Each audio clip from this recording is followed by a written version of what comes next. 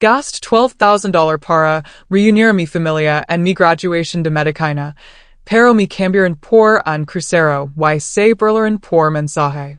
Les envié mi título y fotos de sus asientos vacíos. No esperaban lo que hice después.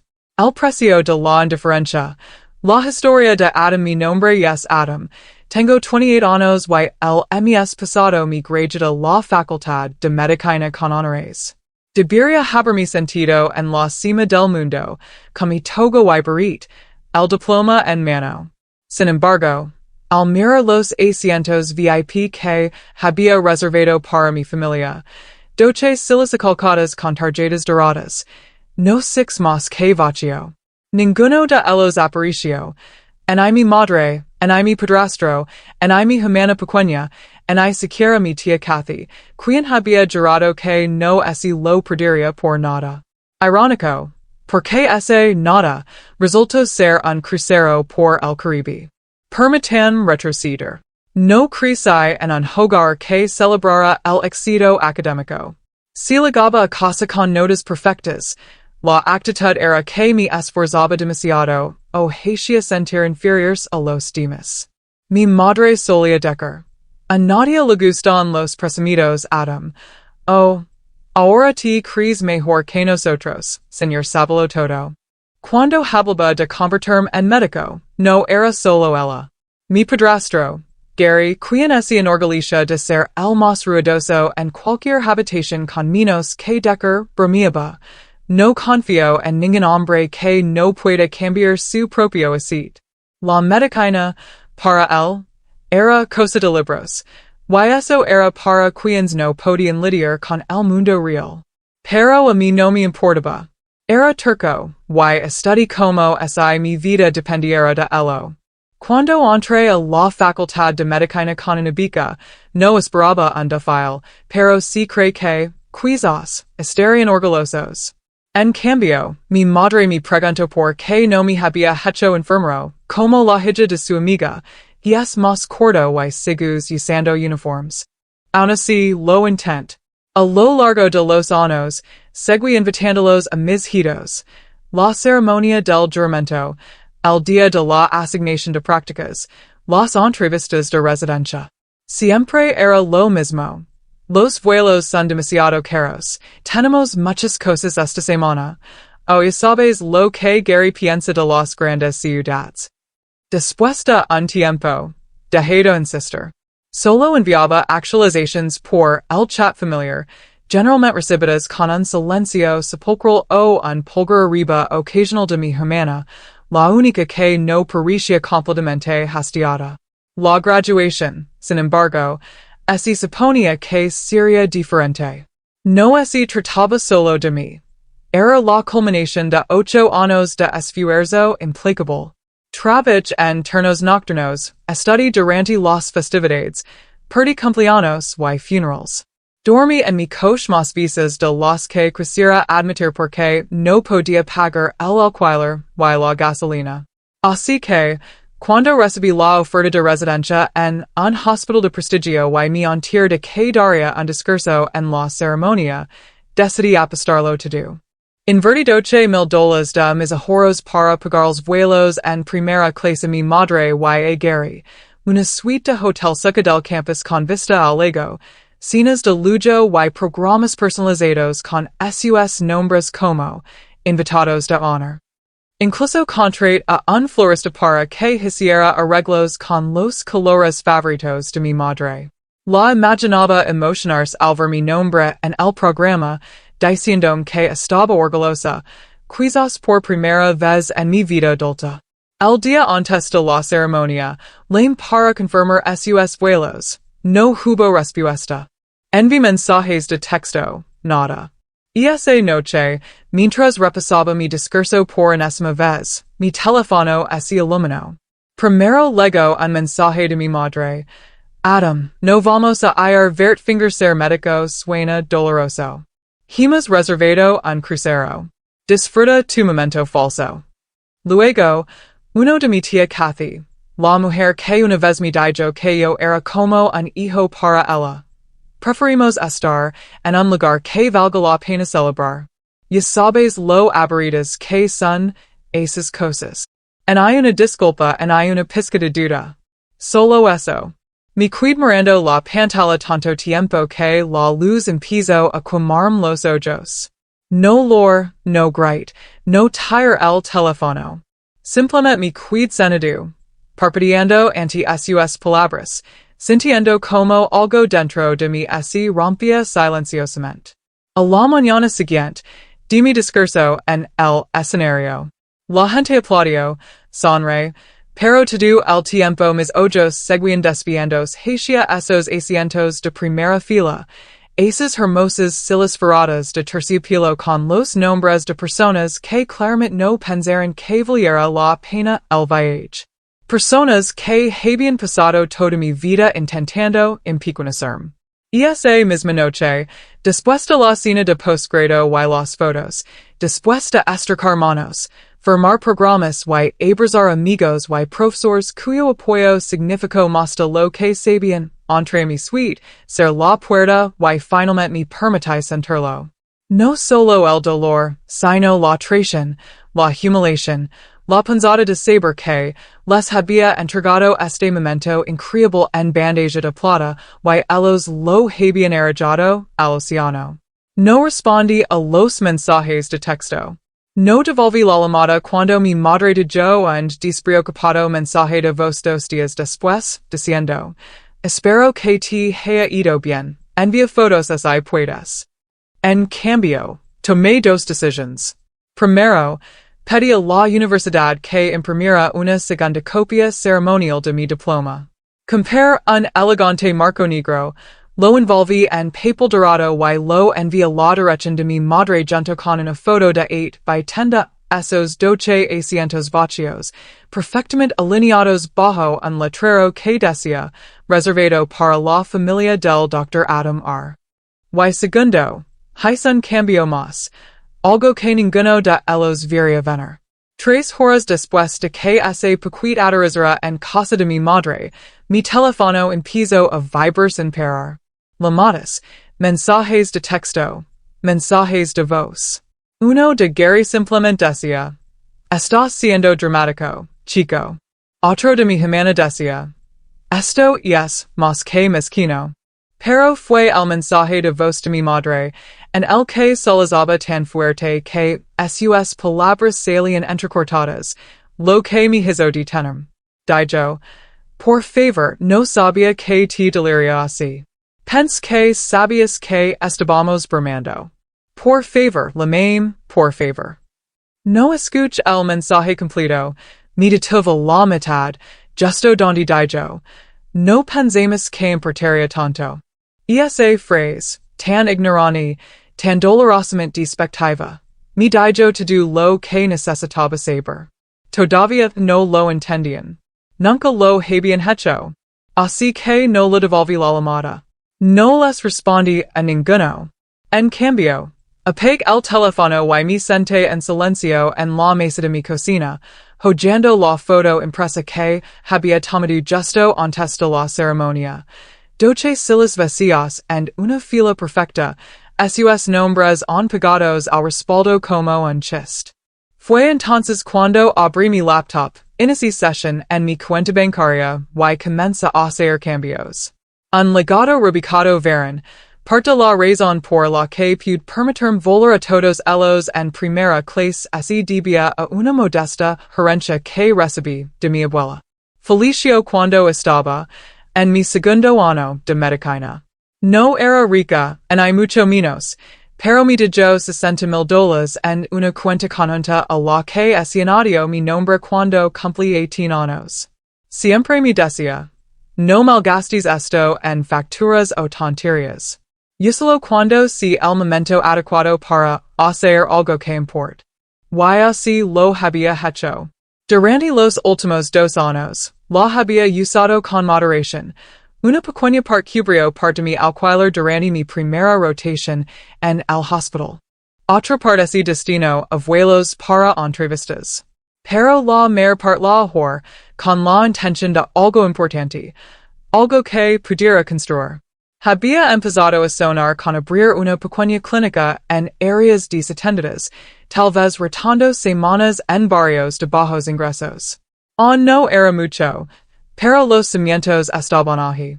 Lo que mi familia no sabía era que, en su testamento, mi abuela había tenido inicialmente la intención de dividir la herencia en 3 partes, entre mi madre, mi tía y yo. Pero un año antes de su muerte, después de observar cómo me trataba mi madre durante una visita navideña, lo cambió. En silencio, sin dramas. Simplemente reescribió los documentos, eliminó sus nombres, y me lo dejó todo a mí. Eres el único en quien confío para hacer algo bueno con ello me dijo. Ellos solo lo desperdiciaron. Y aquí está el giro. Como la cuenta se había configurado conjuntamente con mi madre cuando yo era un adolescente, ello asumió, erróneamente, que aún tenía acceso a ella. De hecho, lavaba misis diciendo a la gente que, cuando Adam se medicó, finalmente hicimos la remodelación de la cocina. No le di mucha importancia hasta que me enteré, a través de mi primo, de que mi madre y Gary habían programado una visita con un contratista para la misma semana de mi graduación. Ese contratista nunca apareció. ¿Por qué? Porque después de que regresé de la graduación, transferí hasta el último centavo de esa cuenta una nueva, únicamente a mi nombre. Ser la antigua permanentemente. Luego, para mayor satisfacción, done una parte de lo que quedaba a la misma clínica a la que esperaba unirme algún día, enviándoles una nota con mi nombre y mi foto de graduación.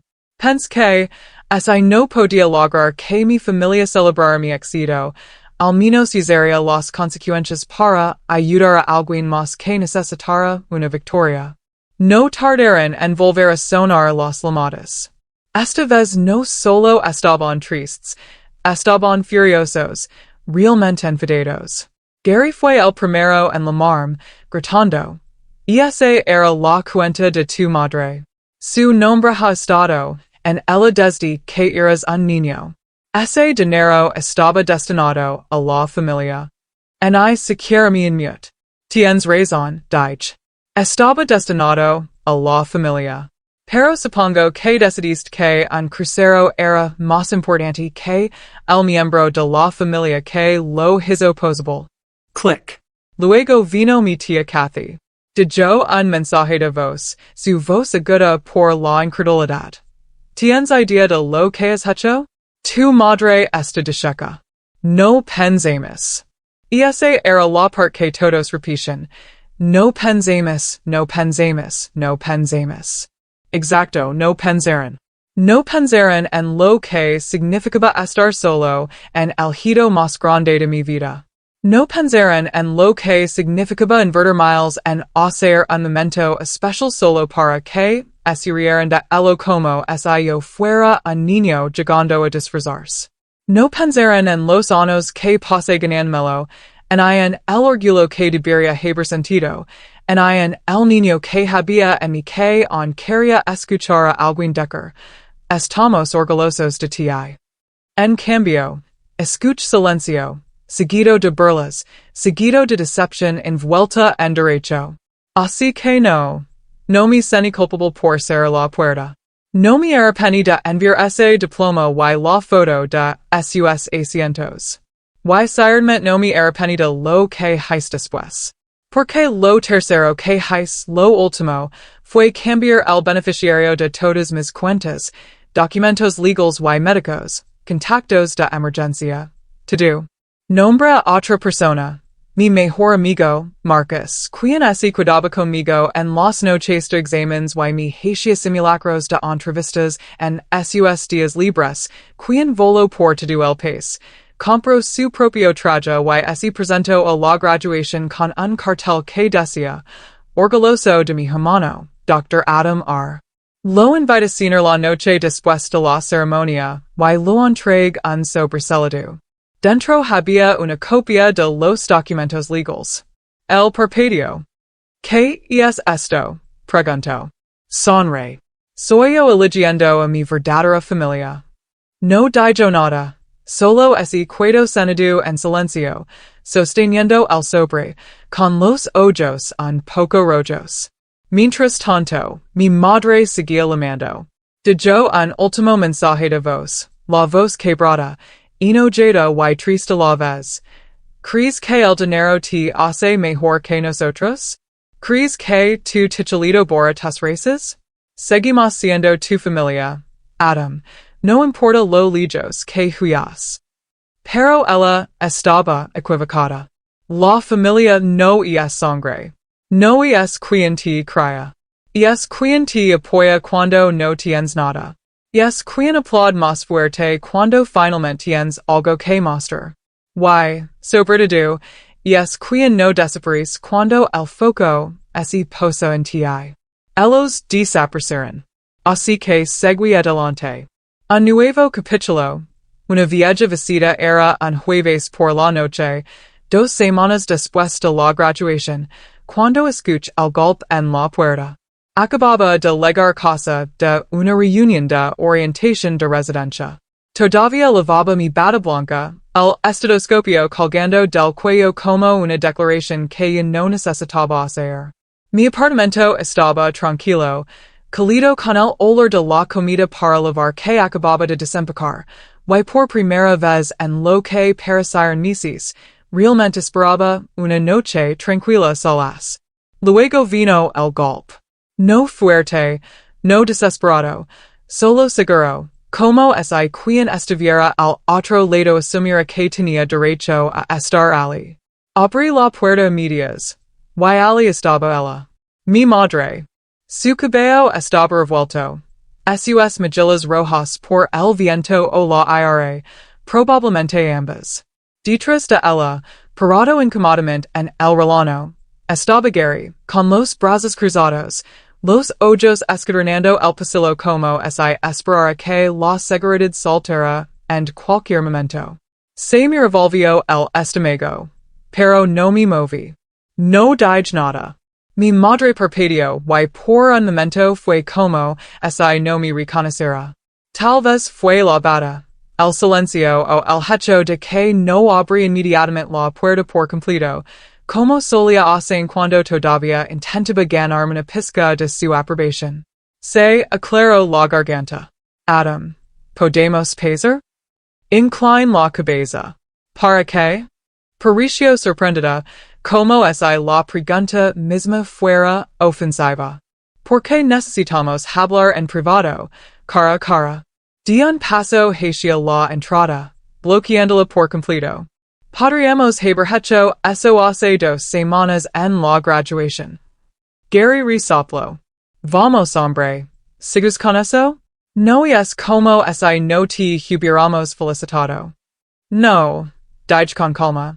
Me ridiculizaron y luego priorizaron un buffet carabino sobre aparecer para su propio hijo. Los ojos de mi madre se encendieron. Eso no es justo. En ni siquiera nos dis tiempo para explicar. Levant una ceja. Me enviaste un mensaje de texto que decía, Vertfinger ser médico suena doloroso. Exactamente que se suponía que debía esperar. La gracia. Gary dio un paso adelante, su voz subiendo. Está siendo mezquino. Ese dinero no era tuyo para tocar. Ahí está, murmur, casi sonriendo. Esto no es trata de parecer. Se trata de la herencia. Los labios de mi madre se tensaron. Pensamos que podríamos usar algo para la remodelación. Tu abuela habría querido que la familia lo disfrutara junta. ¿Te refieres a cómo ella disfrutó ser ignorada por ustedes después de que enfermó? Pregunt, mi voz ahora aguda. O cómo tuvo que mudarse con una amiga porque no querían lidiar con su horario de medicación? Mi madre se encogió. No esperaba eso. Pero no había terminado. Ella cambió el testamento porque vio lo que yo no sé, que solo aparecen cuando hay algo que tomar. No para apoyar, no para animar, solo para agarrar lo que queda. Gary descruzó los brazos, y dio un paso adelante de nuevo, su voz baja y enojada. Te crees muy justo, ¿verdad? Solo porque tienes un título elegante, crees que estás por encima de nosotros. Lo mejor finalmente. No. Creo que finalmente los vio claramente. Y he terminado de finger que son algo más de lo que han demostrado ser. La voz de mi madre, ese quebró. Adam, por favor. Sigue siendo nuestro hijo. Eso es gracioso. Dije, cruzando los brazos, porque hace 2 semanas me decías que estaba fingiendo ser médico, pero ahora que no hay un check, de repente valgo una visita. Abrió la boca, pero no salieron palabras, solo culpa, quizás vergüenza. Perpetuo en sus ojos por un segundo, pero no lo suficient como para importar. De un paso atrás y ser la puerta a medias. Velas por dedo el país para esto, dije suavemente, pero no pudiste cruzar un escenario por mí. Eso me dice todo lo que necesito saber. Dio un paso adelante, casi como si fuera a empujar la puerta, pero se detuvo. Su voz salió pequeña. ¿No podemos simplemente empezar de nuevo? Hice una pausa. Yo lo hicimos, dije. Solo que yo empiezo en ustedes. Y ser la puerta. No lor. Tampoco sonre. Simplemente me cuidali. Escuchando el silencio al otro lado hasta que sus pasos finalmente se desvanecieron por el pasillo. Las consecuencias, por supuesto, no terminaron allí. La noticia corrió rápidamente por la familia. Mi tía se lo contó a sus hermanas, quienes se lo contaron a sus maridos, quienes se lo contaron a mis primos. Algunos me llamaron genio, otros me llamaron cruel. Mi primo Drew me envió un mensaje de texto. Hice lo que todos deseábamos tener el valor de hacer. Pero no todos estaban de mi lado. Hubo chats de grupo de los que me eliminaron, publications de Facebook en los que no me etiquetaban. Al lado de la familia de mi madre, los que nunca quisieron a mi abuela, comenzaron a actuar como si hubiera robado una bóveda familiar sagrada. Recibí un mensaje de un tío con el que no había hablado en 5 años que solo decía, te arrepentirás de esto. La sangre es sangre. Pero no me arrepentí. Sembrando semillas de paz fui a trabajar. Use mi bata blanca con orgullo. Called mi diploma en la pared, no el que lo envié mi madre, sino uno nuevo enmarcado con una foto mía y de Marcos de Bayo, ambos sonriendo como tontos frente al banner de la universidad. Y seguí construyendo. Paran 3 años. En ese tiempo, complete los años más difíciles de mi vida como residente médico, turnos largos que se extendían a 48 horas, cumpleaños perdidos, festividades perdidas, sueño perdido. Pero crecí. Cure pacientes. Tomé de la mano a los moribundos, y los asistados. Lor en ascensores.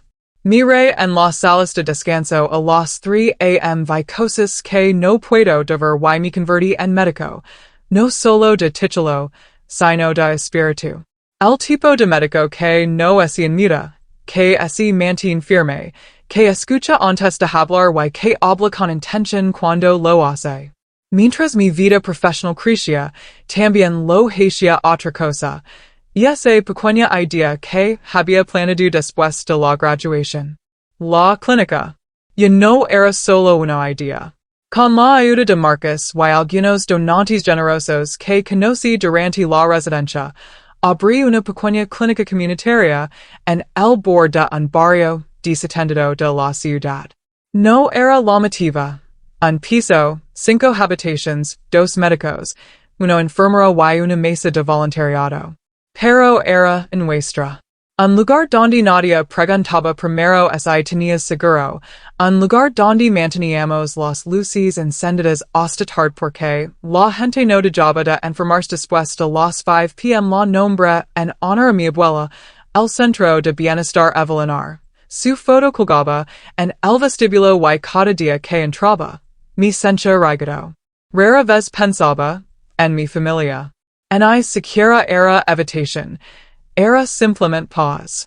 La clase de paz que liga cuando dejas de perseguir algo que nunca corrió hacia ti en primer lugar. Pero la paz tiene una forma de ser interrumpida.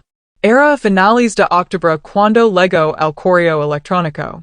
Asunto, reunión familiar, 75 degrees cumpleaños del tío Rich.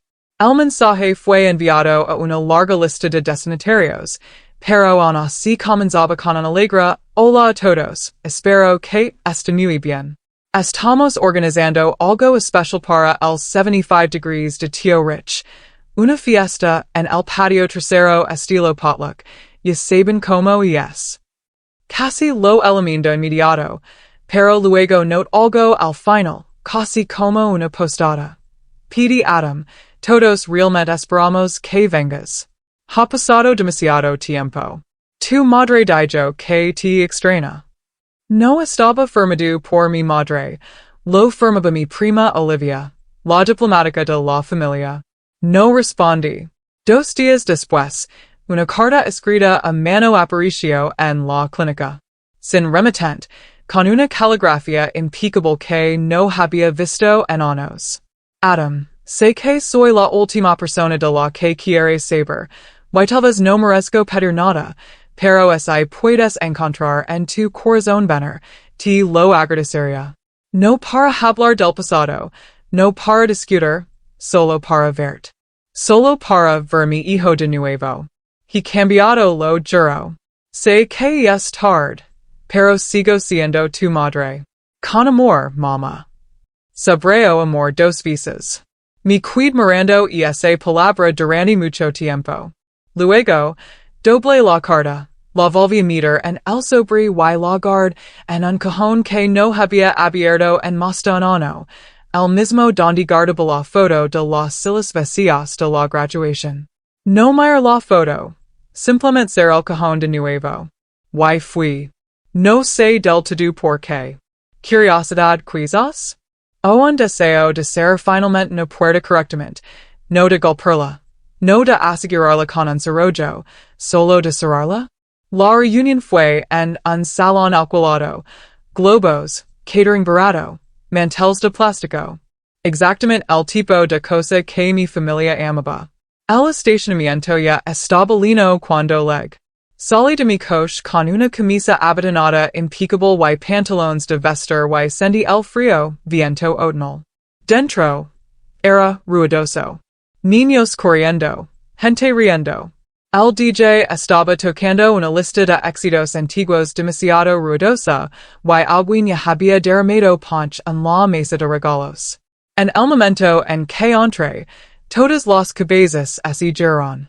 Hubo un instante silencio, una inspiración colectiva, como si verme activara algún antiguo recuerdo muscular familiar.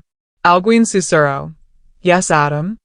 Solo cortsment, mi moví hacia la pared del fondo. No vine a charlar. Vine a ver si quedaba algo que valiera la pena salvar. Entonces la 6. Mi madre.